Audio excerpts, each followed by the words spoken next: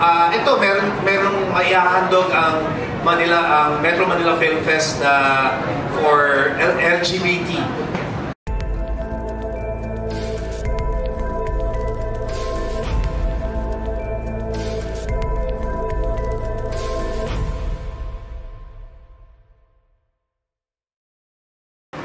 At least isa-isa sana makasagot.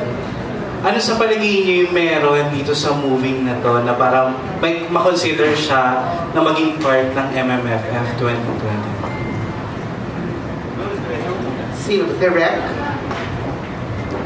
Kung anong meron. Una-una naman parang just like any other festivals na sinasalihan natin po.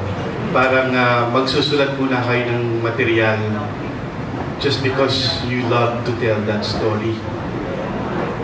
Before you pick a material, dapat in love ka muna doon sa material na yun. Kunyari, well, for this one, script na siya nang binigay sa akin. So, pero kung ako, kailangan sobrang mahal na mahal ko yung material. As in, hindi siya matanggal sa utak ko for weeks, months, before I'm finally able to, or I'm convinced na this is the right material for me. Nag-iintay ako ng ganong katagal na proseso before I will write or call a friend to write it for me. So as for this film, ano nga po ulit? Sorry. Parang, anong meron sa pelikula to para makapasok sa MMFF? Love in general. Lahat nagmahal, nasaktan, lahat nakaka-relate about it.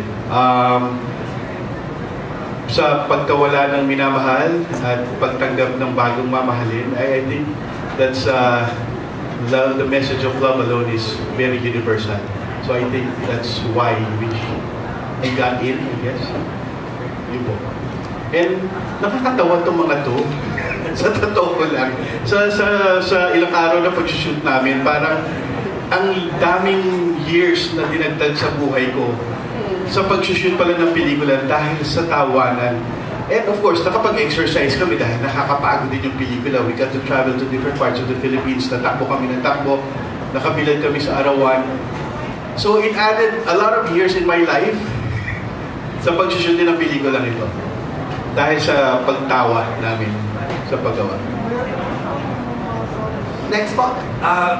Sa akin, I think it's also about the diversity of the casting because as you said, Karina, the casting itself is very diverse at saka hindi siya yung the usual. Hindi naman kami sikat. I mean, hindi naman ako si Vice Ganda. Hindi naman, I mean, the usual na nakakaan, na kukuha ay yung mga malalaking artista. But this time, I believe the Metro Manila MDA, di ba sila yung namili? Also, may mga ibang mga tao. Siguro, diversity rin nung mga films na kasama dun sa festival. Because it's a festival, di ba? Iba't ibang klase, iba't ibang putahe. At saka Pasko, yung ito, merong maihahandog ang Metro Manila Film Fest for LGBT. Meron tayong pelikula para sa inyo ngayong Pasko. Parang ganon. Para hindi nagiging inclusive naman sila. So, I believe isa yun sa dahilan kung bakit napili ang Broken Hearts Trip. Thank you po. Next, Christian. For me, well, nasabi na ni Direk Lem and ni Direk Andoy yung main points nung reason kung bakit siguro kami somehow nakapasok sa MMFF, but I guess bukod doon ay yung factor na yung factor na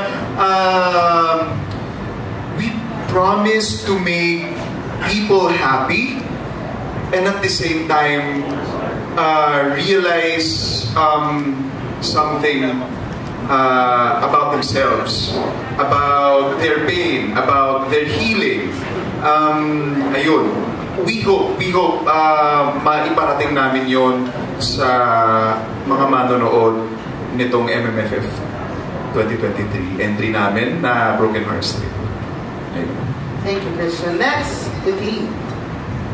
Ako siguro kaya nakapasok to, naniniwala ko, prayers.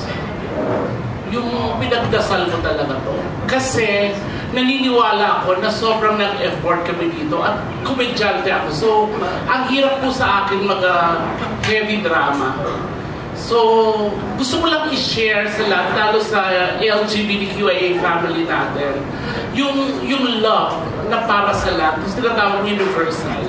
At saka yung agam-agam na hanggang saan ba yung pagbabayad ng utang na loob. Pero dito sa movie to, may sagot. Kaya watch na lang po yung the whole movie. And then, I second the motion. Charles. Kaya nakapasok po ito, yun nga po, tama po sinabi ni Direk, love talaga. Kasi December pa, lalong-lalo, tamang-tama, mag-spread ng love to everybody. And sharing itong story na to para sa lahat, hindi lang sa LGBTQIA+ community. Sa lahat, kasi lahat tayo nasasaktan at nag-heal. Ayun po, siya lahat. nice. Thank you so much. Thank you, congratulations. Salamat.